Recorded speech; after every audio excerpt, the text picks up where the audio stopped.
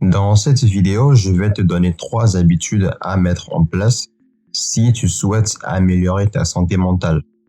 Ces 3 habitudes très simples que tu peux déjà commencer à faire dès la fin de cette vidéo.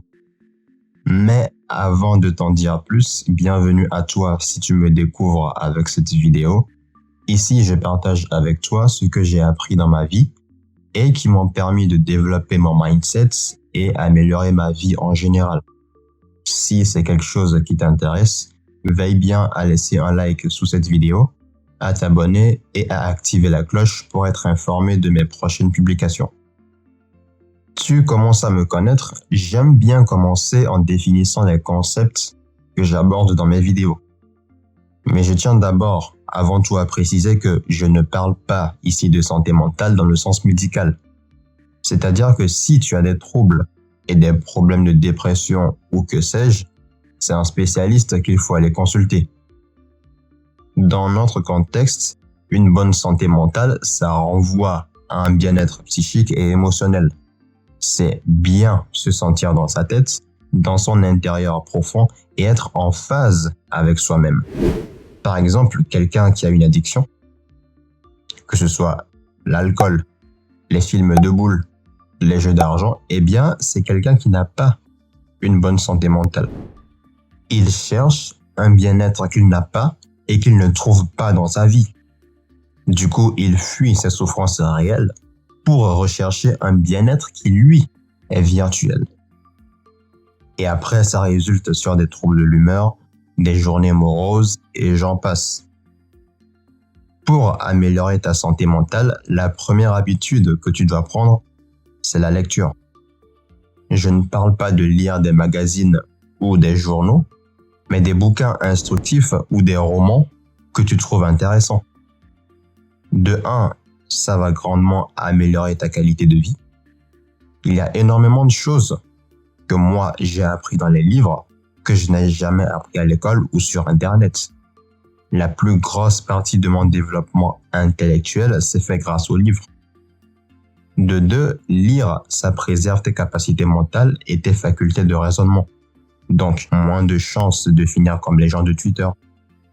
Ça améliore également ton humeur. Ça te détend.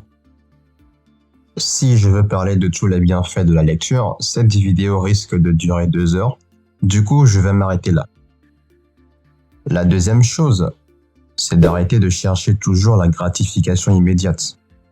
Par gratification immédiate, je veux dire toujours chercher le bonheur sur le court terme et à l'instant immédiat.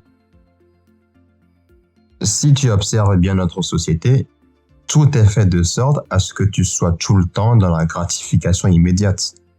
Soit par les réseaux sociaux avec Insta ou TikTok, où tu as une panoplie d'informations qui défilent devant toi en 1 minute, qui te déconnectent de la réalité et qui te poussent tout le temps à chercher ta dose de dopamine.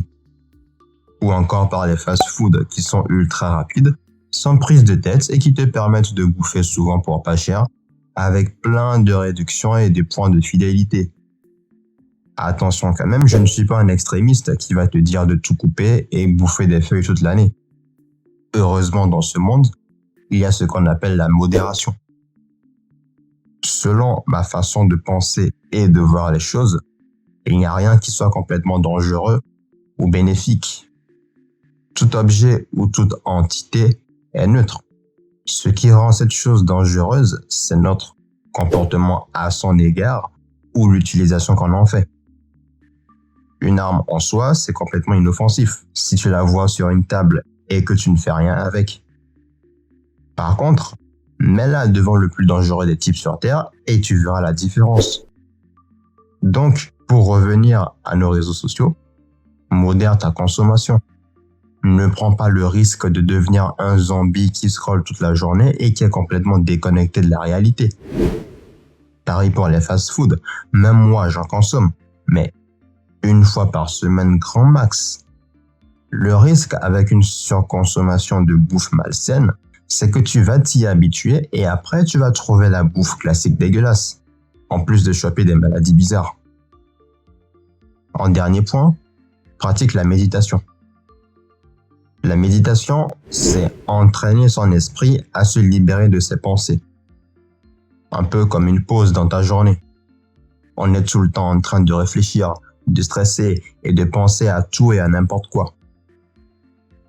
Eh bien, la méditation, c'est comme si tu étais dans un jeu vidéo et que tu appuyais sur le bouton pause.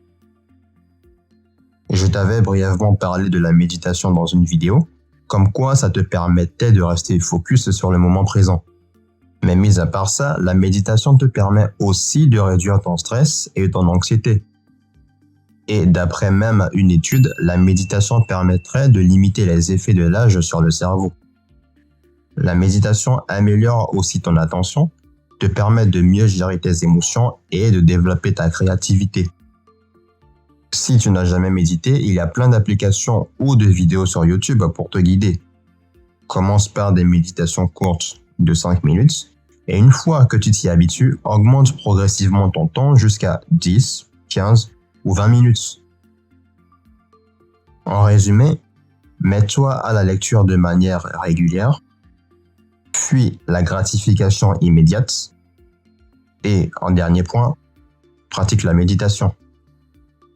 C'était tout pour cette vidéo, j'espère qu'elle t'aura été utile. Moi, je te dis à la prochaine dans une nouvelle vidéo.